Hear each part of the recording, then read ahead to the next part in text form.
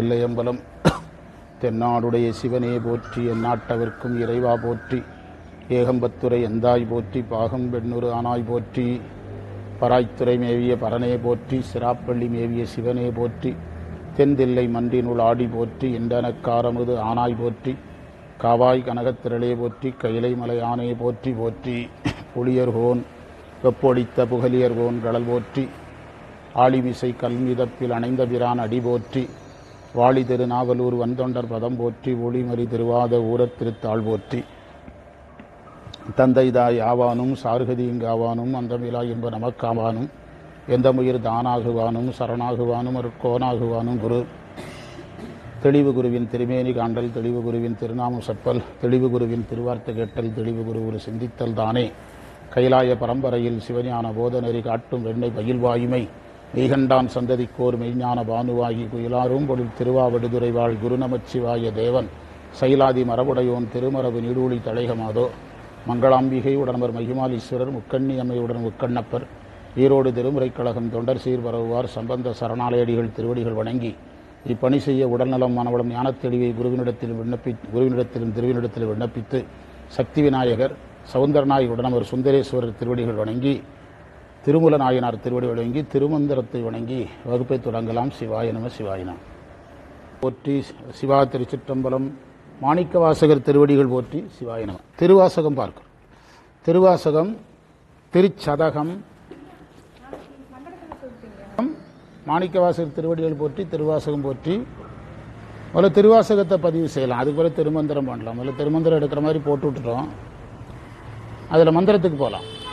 திருச்சதகம் எந்தை எந்தையாய் எம்பிரான் மற்றும் என்று நாம் படிப்போம். ஆனால் உரை அப்படி இல்லை, எந்தை ஆயின்னு படிக்கணும். ஆயினா அம்மான்னு அர்த்தம், அதுலேருந்து வர்றது தான் ஆயா. எந்தை ஆய் எம்பிரான் மற்றும் யாவருக்கும் தந்தை தாய், திரும்ப தாயின்னு வருது பாருங்க. தாய் தம்பிரான் தனக்கு அக்திலான் முந்தி என்னுள் புகுந்தனன் யாவரும் சிந்தையாலும் அறிவரும் செல்வனே. இதுதான் மந்திரம். மந்திரத்தினுடைய உரை எழுதிடுங்க. எனது தந்தையாய். திருச்சதகம் பண்டிதமணி உரை 47வது மந்திரம். எனது தந்தையாய் தாயாய் தலைவனாய் இருப்பவன் இறைவன்.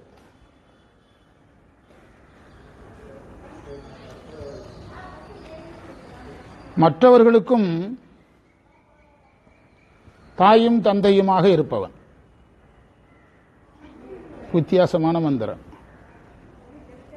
தனக்கு தாய் தந்தை தலைவன் இல்லாதவன். 3 ஸ்டெப் வச்சிருக்கிறார் அழகா. எனக்கு அப்பா அம்மா தலைவன், மற்றவங்களுக்கும் அப்பா அம்மாவும் தலைவன், அவருக்கு அப்பா அம்மா தலைவன் கிடையாது. வித்தியாசமா இருக்கு பாருங்க. தனக்கு தந்தை தாய் தலைவன் இல்லாதவன். அடுத்த பத்தியா எழுதுக. சொற்களாலும் மனதாலும் என்ன சொன்னாரு? சொற்களாலும் இல்லை, மனதாலும் யாவரும் அறிவதற்கு அறியவன்.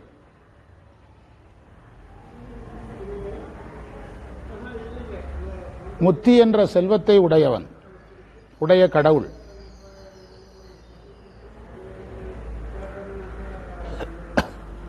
எனக்கு பக்குவம் வருவதற்கு முன்பே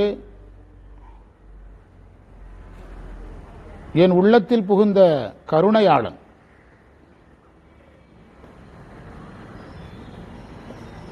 குறிப்புரை ஆய். ஆயினா தாய். சங்க இலக்கியத்தில் தாயை ஆயின்னு தான் வரும். பிற்காலத்தில் அது யாருக்கு போயிட்டு ஆயா அப்படின்னு போயிட்டு ஆய் தாய். பிரான் சமஸ்கிருதத்தில் எஜமான், தலைவன்.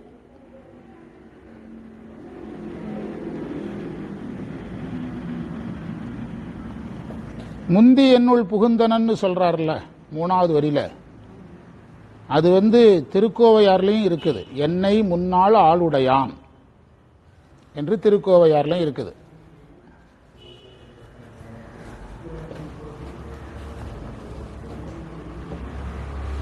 மந்திரம் 46ல் என்னை பணிகொள்வானா என்று மாணிக்கவாசகர் தயங்கி பாடினார்.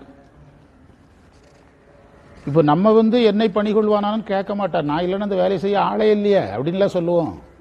மாணிக்க வாசகர் என்னை வேலைக்கு வச்சுக்கிடுவானான்னு தயங்குறாராம். நம்ம என்ன சொல்லுவோம், நம்ம இல்லைன்னா அந்த ஏரியாவே அவுட்டு அப்படின்லாம் சொல்லுவோம். 47வது மந்திரத்தில் நான் பக்குவம் வரும் முன்பே என்னை புகுந்து ஆண்டான்னு சொல்றார்.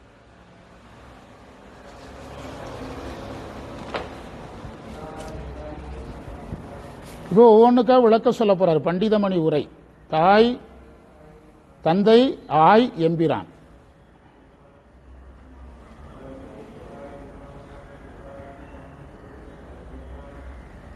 உரை சொல்றார். ஒவ்வொருவருக்கும் ஒவ்வொரு துறையில தலைவர்கள் இருப்பாங்க. அரசியல் துறையில் ஒரு தலைவர் இருப்பார், மருத்துவத்துறையில் தலைவர் இருப்பார். இந்த தலைவர்கள் மாறிக்கொண்டே இருப்பாங்க. ஜனாதிபதி மாறுறாங்க, எல்லாருமே மாறுறாங்க. அமெரிக்க அதிபரே ஞாபக சக்தி போயிட்டு எனக்கு இந்த பதவி வேண்டாங்கிறார். அமெரிக்க அதிபர், ஒரு நாட்டின் அதிபருக்கு என்ன போச்சு, ஞாபக சக்தி போயிட்டு. ரஷ்ய அதிபர் பேருக்கு அமெரிக்க அதிபர், அமெரிக்காவில் உள்ளவங்க பேரை சொல்றாரு, அமெரிக்காவில் உள்ளவங்க பேருக்கு ரஷ்ய அதிபர் பேரை சொல்றாரு. அதனால கடைசியில் அவரே நான் பதவியில் நிற்கல, வேற ஆளை போட்டுடுங்கன்ட்டு ஒதுங்கிட்டார். இப்போ இன்னைக்கு நிலவரம். அதனால யார் மாறுவார்கள். தந்தை தாய் பிறவிதோறும் மாறுவார்கள்.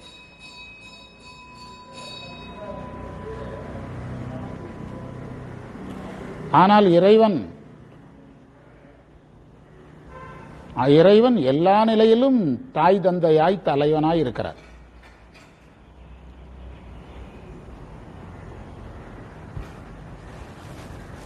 வளர்கின்ற ஒருவருக்கு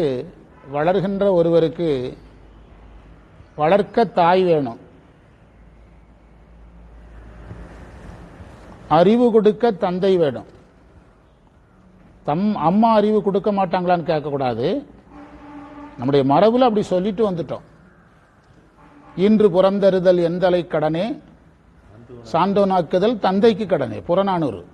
அது நம்ம காலங்காலமாக நம்ம முன்னோர்கள் இப்படி சொல்லிட்டு வந்துடும். எங்கள் அம்மா தான் படிக்க வச்சாங்க, சரி எங்கள் அப்பாவுக்கு ஏபிசிடி கூட தெரியாதுனாலும் அறிவு யாரால தான் வந்ததுன்னு சொல்லணும், அப்பாவை தான் சொல்லணும்.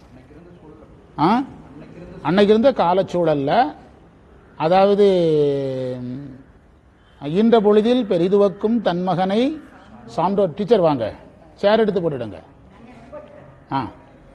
ஈன்ற பொழுதில் பெரிதுவக்கும் தன்மகனை சான்றோன் என கேட்ட தாய். யார் சொல்றா? வள்ளுவர் சொல்றார். பரிமேலழகர் சொல்றாரு, கேட்டதாயின்னு ஏன் சொல்லணும்? ஈன்ற பொழுதில் பெரிதுவக்கும் தன்மகனை சான்றோன் என கண்டதாய் சொல்லலாம், அறிந்ததாய் சொல்லலாம்.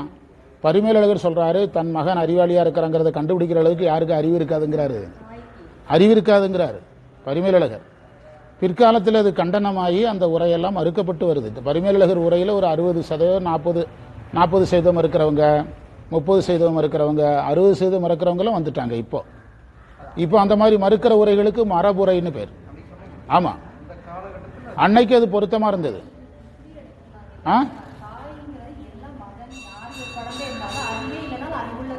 ஆமா ஆமா, அதெல்லாம் ஓகே, அதெல்லாம் ஓகே. இந்த மறுப்பை சொன்னதே நீங்க தான்.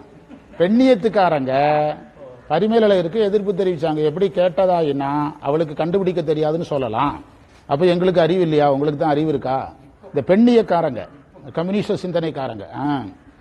அதனால ஆனா நம்ம மரபுல வளர்க்க தாய், அறிவுரை கொடுக்க தந்தை, நன்னெறி காட்ட தலைவன். நன்னெறி தலைவன் தான் காட்ட முடியும். ஒரு ஆசிரியர் காட்டுற நெறியை அப்பா காட்ட முடியாது. என் பையனுக்கு நான் அறிவுரை சொல்லி திருத்த முடியாது. என்னுடைய பையனுக்கு அவனுடைய வாத்தியார் தான் அறிவுரை சொல்லணும். அவன் வாத்தியார் சொன்னா கேட்பான், யார் சொன்னா கேட்க மாட்டாங்க. அவன் சின்ன பையனா இருக்கும்போது நான் அவனுக்கு தமிழ் சொல்லி கொடுத்தேன். அப்ப பள்ளிக்கூடத்தில் தமிழ் படிக்கல நான் என்ன தண்டனையோ அதே தண்டனை கொடுத்தேன். அப்போ அவன் சின்ன பையனா இருக்கும்போது என்ன கேட்டான்னா, நீ எனக்கு பாடம் படிச்சு தர்றா, அப்பாவா ஆசிரியரா, அதை முதல்ல சொல்லு அப்படின்னா. என்கிட்ட படிக்கும்போது நான் பாடம் சொல்லி கொடுக்கும்போது அப்பா, தண்டனை கொடுக்கும்போது ஆசிரியர்னா, எப்பவும் அப்பாவா இருக்கிறான் தான் சொல்லிக் கொடுக்கலன்னு இதோட நிறுத்திட்டான். அப்படி இருக்க முடியாதுன்னு அப்ப படிக்கலன்ட்டான். ஆமா, புரியுதான்? எப்பவும் அப்பாவா இருக்கிறான் தான் பாடம் நடத்து, இந்த ஆசிரியர் வேலையை எங்க வச்சுக்க, அவன் அதோட நிறுத்திக்கிட்டான். பிறகு என்ன பண்ணான்னா, பரீட்சைக்கு ஒரு வாரத்துக்கு முந்தி மட்டும் படிப்பான். அவனுடைய டீமோட வருவான். அவன் ஃப்ரெண்ட்ஸ் எல்லாம் ஒரு டீயை போட, காப்பியை போட, 20 பிஸ்கட்டை திங்க, நைட்ல தங்க, வீட்டில் தங்குவானுங்க. அப்படி படிச்சானுங்க. அதனால நன்னெறி யார் தான் காட்ட முடியும்? தலைவன் தான் காட்ட முடியும். இப்போ அரசியலே எடுத்துக்கிடுங்களா, எனக்கு வழிகாட்டி எங்க அப்பான்னு சொல்றவங்களும் இருப்பாங்க. இன்னைக்கு கலைஞர் குடும்பத்தை எடுத்துட்டா அப்பாவை சொல்றாங்க. சிலர் பார்த்தீங்கன்னா எனக்கு வழிகாட்டி அண்ணாம்பாங்க, சிலர் பெரியாரும்பாங்க, காமராஜர் இருப்பாங்க. யார் பேரை சொல்ல மாட்டாங்க, அவங்க அப்பா பேரை சொல்ல மாட்டாங்க. அந்த அளவு விவரமா யாரும் இருந்திருக்க மாட்டா. இதுதான் அவர் சொல்றாரு. நன்னெறி தலைவன் தான் பின்னால வருது. அடுத்து பாருங்க, தன்னறி தலைவன் தான் காட்ட முடியும். சிலருக்கு அப்பாவே தலைவனா இருக்க முடியுங்கிறாரு. சிலருக்கு அப்பாவே யாரா இருக்க முடியும், தலைவனா இருக்க முடியும். பெரிய கலைஞர் குடும்பம் எடுத்துக்கிட்டு அது பொருந்தது உண்டா இல்லையா? அப்பாவே யாரா வர்றாங்க, அது சிலருக்கு அமையும். சமயத்துறையிலையும் அதே மாதிரி. வாரியார் எடுத்துக்கிட்டீங்கன்னா வாரியாருக்கு ஆசிரியர் யார் தான், அவங்க அப்பா. அந்த காலத்தில் பார்த்தீங்கன்னா திண்ணை கல்வியில் பெரும்பாலும் கல்வி யார் மூலமாக தான் படித்தாங்க, அப்பா கிட்ட தான் பிள்ளைகள் படித்தாங்க. அந்த காலத்தில் அப்பாவே இதெல்லாம் தெரிஞ்சவராக இருந்தார். அந்த காலத்தில் திண்ணை கல்வியில் 90% டீச்சரே யார் தான், பக்கத்து வீட்டில் ஒரு 3 பையன், இவங்க அப்பா டீச்சராக இருப்பார். அப்படிதான் அந்த கால திண்ணை கல்வியெல்லாம் நடந்தது. அதனால வளர்க்க தாய், அறிவு கொடுக்க தந்தை, நன்னெறி காட்ட தலைவன். இந்த தலைவன் என்பவன் யாராகவும் இருக்க வாய்ப்பு இருக்கிறது, அப்பாவும் இருக்கிற வாய்ப்பு இருக்குது. ஒரே வரிதான் பண்டிதமணி எந்த அளவுக்கு நகர்த்துறார் பாருங்க. தந்தை தாய் எம்பிரான் சொன்னதுக்கு இவ்வளவு பேசுறாரு என்று சொல்லுகிறார். இந்த வளர்த்தல், அறிவு கொடுத்தல், நன்னெறி காட்டுதல் எல்லாம் உடம்பை மையமாக வைத்து நடக்கிறது. உடம்பை மையமாக வைத்து நடக்கிறது. உடம்பை வச்சு ஒரு பேரு, அந்த பேருடையவனுக்கு அப்பா, அந்த பேருடையவனுக்கு அம்மா, அந்த பேருடையவனுக்கு வாத்தியார். கரெக்ட் தானா? அந்த பேருடையவனுக்கு தலைவன். ஆனால் இந்த உடல் சார்ந்த இந்த தொடர்புகள் எதுதோறும் மாறும், பிறவிதோறும் மாறும். ஆனால் எல்லா பிறவியிலையும் தந்தையா தாயா தலைவனா இருக்கிறது யாருதான், சிவபெருமான் தான்.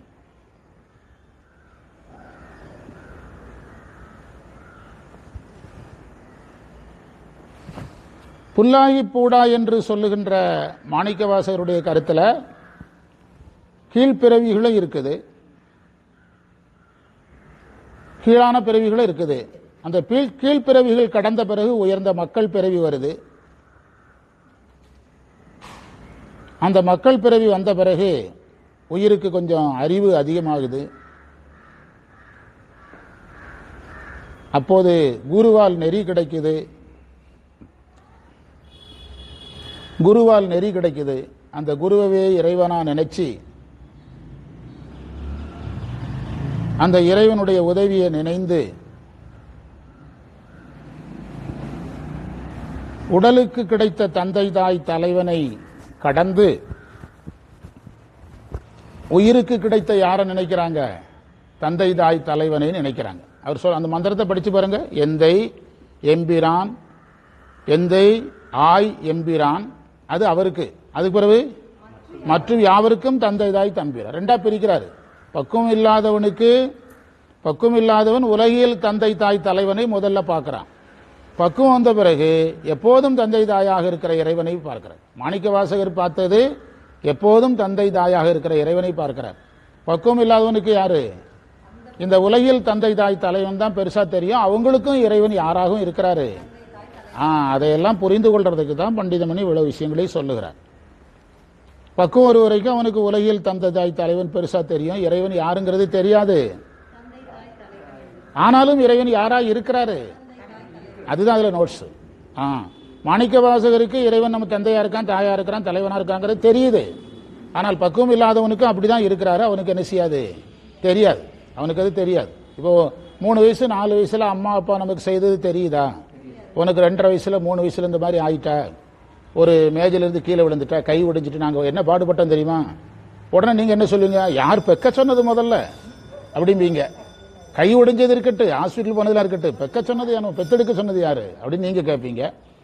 அதனால அது அந்த உலகில் அது எப்போ தெரியும், பின்னாடி தெரியும். ஒரு நாள் அன்னைக்கு நமக்கு கை இல்லாமல் போயிருந்தா நம்ம இந்த மேனேஜர் வேலைக்கு வந்திருக்க முடியுமா, இந்த கையெழுத்து போட முடியுமாங்கிற புத்தியெல்லாம் ரொம்ப பக்குவம் வந்தாக தெரியும்.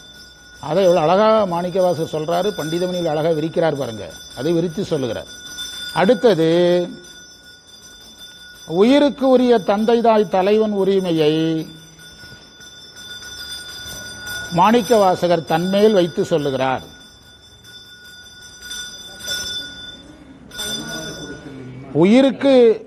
உயிருக்கு உரிமை கருதி தந்தை தாய் தலைவன் என்பதை மாணிக்கவாசகர் சொல்லுகிறார். அந்த தந்தைங்கிறது 3 இடத்துல வருது. எந்தைங்கிறது ஒரு இடத்துல வருது. அந்த தந்தையை எந்தைன்னு ஏன் சொன்னாருங்கிறது தான் இப்போ ஆராய்ச்சி. மற்றவங்களுக்கு தந்தைனாரு, இவருக்கு என்ன சொன்னாரு? அதுதான் ஆராய்ச்சி. அதுதான் இவர் சொல்றாரு. தெளிவு வந்ததால் எந்தை எம்பிரான், என்னுடைய தாய் என்னுடைய தாய் என்னுடைய அப்பானார். பின்னால் அது கையாளவே படலை, மற்றவங்களுக்கும் சொல்லல இறைவனுக்கும் சொல்லல. அதுதான் அதுல இருக்கிற நுட்பம். தெளிவு வந்ததுனால, தெளிவு வந்து இறைவன் சொல்ல வேண்டிய அவசியம் இல்லை, பக்குவம் வராதவன் சொல்ல மாட்டான். இவர் பக்குவம் வந்ததுனால அப்பா அம்மா தலைவன் சொல்லல, எங்க அப்பா எங்க அம்மா எங்க தலைவன். தெளிவு வந்ததுனால சொன்னார். தெளிவு வந்ததுனால் இதை சொன்னார். மற்றவருக்கும் தந்தை தாயாக இருப்பதனால் அதையும் சொன்னார்.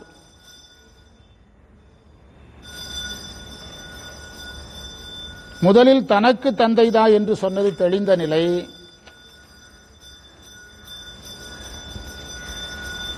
இரண்டாவது பிறருக்கு சொன்னது தெளிவற்ற நிலை.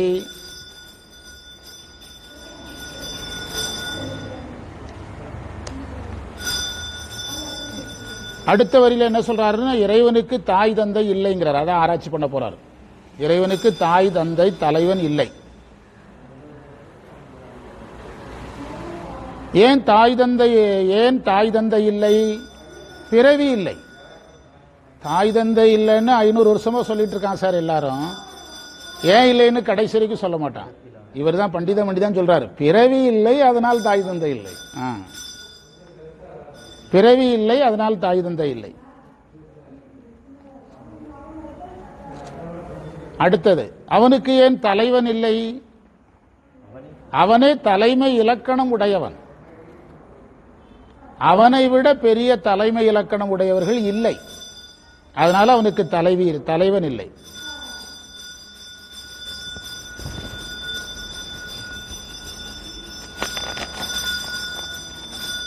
யாவர்க்கும் தந்தை தாய்ங்கிறத ஆராய்ச்சி பண்றார்.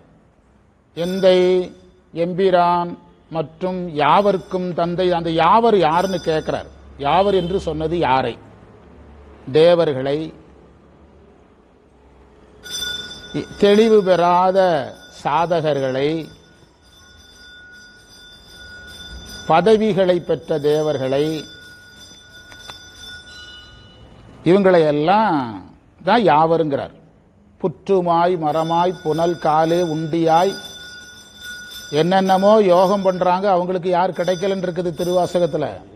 ஒரு திருவாசகம் வருது, புற்றுமாய் மரமாய். அந்த மந்திரத்துல அவன் யோகத்துல உட்கார்ந்த இடத்துல புற்று முளைச்சிட்டு, ஆனா யார் கிடைக்கல? இறைவன் கிடைக்கல. அதுதான் இந்த இடத்துல யாவருங்கிற பட்டியலில் வர்றாங்கிறார். அந்த திருவாசகத்தையும் சொல்லியிருக்கிறார். மாணிக்க வாசகரே சொல்றாரு, ஒருத்தன் யோகம், நிறைய யோகிகள் யோகம் பண்றாங்க, அவன் யோகம் இருந்த இடத்துல புற்று மரமெல்லாம் முளைச்சி தன்னை மறந்து யோகம் பண்றான், அவனுக்கே கிடைக்காத சாமி யாரு கிடைச்சாருங்கிறாரு? எனக்கு கிடைச்சாருன்னு அவரே சொல்றார். அதை இதில் எடுத்துக்கொள்ள வேண்டும். அடுத்த தலைப்புக்கு வந்துட்டார். அத்தியிலான் யாவரும் சிந்தையாலும் அறிவரும் செல்வன். அது அந்த கான்செப்டுக்கு போயிட்டார். யாவரும் சிந்தையாலும் அறிவரும் செல்வன். இறைவன் கண்ணால் பார்க்க அரியன், அளவைகளால் பார்ப்பதற்கு அரியன், மனதால் பார்ப்பதற்கு அரியவன். சைவ சித்தாந்தத்தில் பாசமா ஞானத்தாலும் படர்பசு ஞானத்தாலும் ஈசனை அறியோனாது என்று சைவ சித்தாந்தம் சொல்லுது. சைவ சித்தாந்தத்தில் சொல்லியிருக்காங்க, பாசமாம் ஞானத்தாலும் படர்பசு ஞானத்தாலும் ஈசனை அறியோனாது என்று சொல்லியிருக்காங்க. இதுல ஒரு இலக்கண நுட்பம் பாருங்க. கடைசி வரியில சிந்தையாலும் சிந்தையில் சொன்னார். அந்த எதுக்கு? எதற்குன்னா, அந்த உம்முல இருந்து தான் கண்ணாலையும் பார்க்க முடியாது, நூல் விளையாலும் பார்க்க முடியாதுங்கிறத எடுக்கணும். அந்த உம்முக்கு அவ்வளவு வேல்யூ. அந்த உம்முக்கு என்ன பேர்னா, இறந்தது தளிய எச்ச உம்மை. தமிழ் இலக்கணத்தில் இறந்தது தளிய எச்ச உம்மை. இறந்தது தளிய எச்ச உம்மை. இப்போ உங்க குடும்பத்தில் ஒரு ரிசப்ஷன், நீங்க இந்த ரிசப்ஷனுக்கு 11ஆம் தேதி ரிசப்ஷனுக்கு போயிருந்தீங்களான்னு கேட்கறாங்க. அப்போ நம்ம வீட்டில் நானும் போயிருந்தேன்னு நீங்கள் சொல்கிறீங்க, வழக்கில் இருக்குது சார், இது நானும் போயிருந்தேங்கிறீங்க. அந்த உம்மில் ஒரு ப்ராப்ளம் இருக்குது. நானும்னா அப்போ என்ன புரிஞ்சுக்கிடணும்? குடும்பமே போய் சாப்பிட்ருக்குது அப்படின்னு அர்த்தம். அதில் எதுவும் சேருது? அதான் இறந்தது தெளிய எச்ச உண்மை. அதில் விடுபட்ட கருத்துக்களை நம்ம என்ன செய்துக்கிடணும்? எடுத்துக்கிடணும். அதைத்தான் இதில் சொன்னார். அடுத்தது அங்கே ஒரு விடையும் சொல்லணும். அப்போ இறைவனை அறியவே முடியாதாங்கிற கேள்வியை நம்ம கேட்டுக்கிடணும். எந்த ஞானத்தால் அறியலாம்? பதிஞானத்தால் அறியலாம். பதிஞானத்தால் அறியலாம். செல்வன் என்று சொன்னது இறைவன் ஞானத்தையும் பேரின்பத்தையும் தர்றதுனால செல்வன்.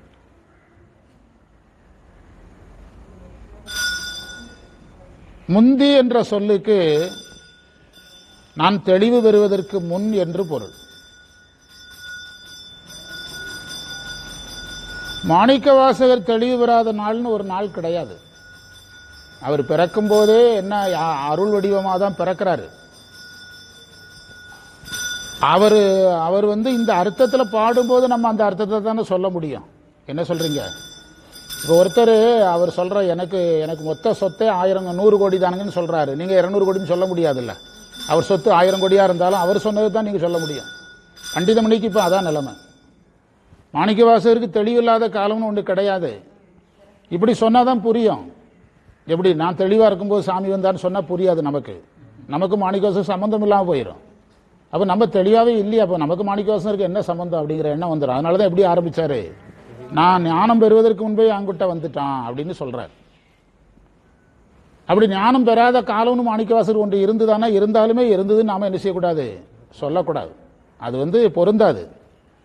அவங்கெல்லாம் எதுக்காக வந்தவங்க? நம்மை காப்பாற்ற வந்தவர்கள், அவரை காப்பாற்ற வந்தவர்கள் கிடையாது. திருச்சதகத்தில் 50வது மந்திரத்தில் திரும்ப இனிதான் வருது அந்த மந்திரம். அறிவிலாமை அன்றே கண்டது ஆண்ட நாள்ங்கிறார். இதே செய்தி அங்க இருக்கு. அறிவிலாமை அன்றே கண்டது ஆண்ட நாள். என்னைக்கு நீங்க அடிமையா என்ன ஏற்றீங்களோ, நீங்க ஏற்கும்போது எனக்கு என்ன இல்லைங்கிறாரு. சரி, அவர் சொல்லுவாரா எனக்கு அறிவு இருந்ததுன்னு சொல்லுவாரா? அப்படி சொன்னா அவர் யாரு கிடையாது. நம்ம சொல்லுவோம். நம்ம என்ன சொல்லுவோம்? இதுல வர்றதுக்கு முந்தைய எல்லா விஷயங்களும் தெரியும் சார். 12, 13 திருமுறை படிச்சிருக்கிறேன், 13ஆம் நூற்பாலம் படிச்சிருக்கிறேன். அதெல்லாம் நம்ம எப்போ எல்லாம் சாமியே கனவுல நாக்கில் எழுதி அப்படின்னு நம்ம ஆட்கள் இன்னும் நிறைய சொல்லிட்டு இருக்காங்க நிறைய பேர். புரியுதா? நம்ம கூட்டத்துக்குள்ளே ஒரு தம்பியை பாட வைக்க முடியல. ஒரு தம்பியை பாட கூப்பிட்டோம்னா எடுத்த உடனே அவன் சொல்றான் நான் எல்லாம் படிச்சு முடிச்சு. நம்ம கூட்டத்தில் ஒரு தம்பி சொல்றான் எல்லாம் படிச்சு முடிச்சுட்டு எல்லா கோர்ஸும் முடிச்சாச்சு, நீ பாட கூப்பிடாதீங்க, வேலை இருந்தால் மட்டும் கூப்பிடுங்கிறான். வாங்க. அதனால் அறிவிலாமை அன்றே கண்டது ஆண்ட நாள். அடுத்தது முந்தி என்னுள் புகுந்தனன். இந்த பண்டிதமணி அதனால அழகா சொன்னார். முந்தி என்னுள் புகுந்தனங்கிறதுக்கு இந்த விளக்கம் தான் நம்ம எடுக்கணும். மாணிக்கவாசகரே சொன்னதுனால அதையும் விளக்கிட்டாரு. முந்தி என்பதற்கு என்ன பொருள் சொன்னார்னா அழகா சொல்றாரு. பக்குவம் இல்லாதவர்களுக்கு பயந்து மாணிக்கவாசகர் மனசுக்குள்ள போயிட்டாராம். யாரு? நம்ம வெளியே இருந்தோம்னா ஆகாத பயில்வெல்லாம் வருவானு அப்படின்னு எங்க போய் ஒளிஞ்சுக்கிட்டாராம் மாணிக்கவாசகர் மனசு. இது அழகா இருக்குல்ல. நம்ம இப்படிதான் சொல்லணும். மாணிக்கவாசகருக்கு அறிவு வருவதற்கு முன்பே இறைவன் மாணிக்கவாசகரை ஆட்கொண்டாருன்னு அவர் சொன்னாலும் என்ன செய்யக்கூடாது? நாம சொல்லக்கூடாது. அதனால பண்டிதமணி விவரம் இதையும் சொல்லி வச்சுட்டார். என்ன சொன்னாரு? தேவர்கள் பக்குவம் இல்லாதவர்களுக்கு பயந்து ஒளிறதுக்கு இடம் தேடினாராம். எது பாதுகாப்பா தெரிஞ்சுதான்? மாணிக்கவாசகர் மனசு பாதுகாப்பா தெரிஞ்சுதான் அங்க போய் புகுந்துக்கிட்டார். அப்படி சொல்றார். எவ்வளவு பெரிய இப்படி யோசிக்கிறது ஒரு சிலரால கூட முடியாது. பண்டிதமணி தான் அப்படி யோசிக்க முடியும். இன்னொரு பொருளும் சொன்னார். 3வது பொருள் முந்தி விரைந்துன்னும் பொருள் சொன்னார். வேகமாக. முந்தி அவன் முந்திட்டு போயிட்டான்னு சொல்றோம்ல, அந்த பொருளும் சொன்னார். அந்த பொருளும் சொல்றாரு.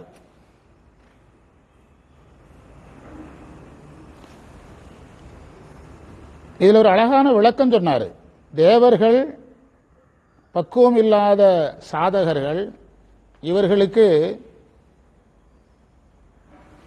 மாணிக்கவாசகர் யார் என்பது என்ன செய்யாது. அங்க ஒரு ரகசியம் சொல்றாரு. மாணிக்கவாசகர் பெருமை தெரியாது. மாணிக்கவாசகர் பெருமை தெரியாது. அவர்கள் யாரை பெரியவர்களாக நினைப்பார்களோ அவர்கள் மூலமாக தான் யாரை தேடுவாங்க? இறைவனை தேடுவாங்க. அவர்கள் யாரை பெரியவர்களாக நினைப்பார்களோ அவர்கள் மூலமாக தான் இறைவனை தேடுவாங்க. அதுக்கு ஒரு உதாரணம் சொல்றாரு. ஒரு மாணிக்கம் வாங்குறவன் தன்னை விட பெரிய வியாபாரியை தானே தேடுவான். தான் யாரை சிறியவனாக நினைக்கிறானோ அவன் கிடைக்க என்ன செய்ய மாட்டான், போக மாட்டான். இப்ப பாதுகாப்பு வந்துட்டா யாருக்கு?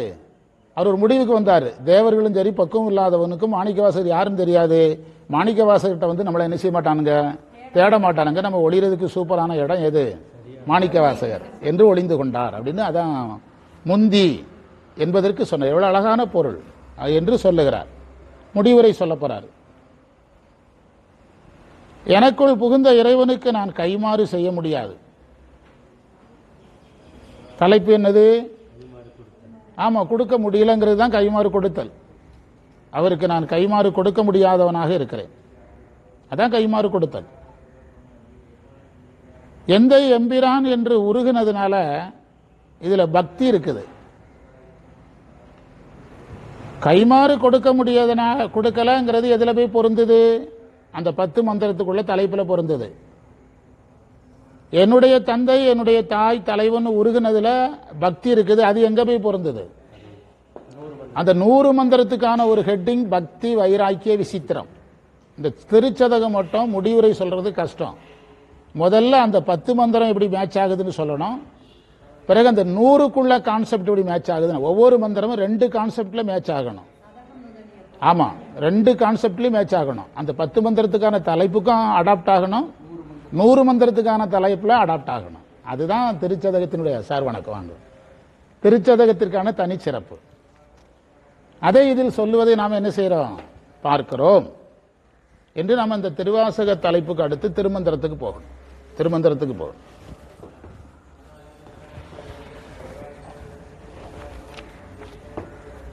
திருமந்திரம் அந்த பழைய மந்திரங்கள்லாம் பதிவாயிட்டா இன்னும் இருக்கா?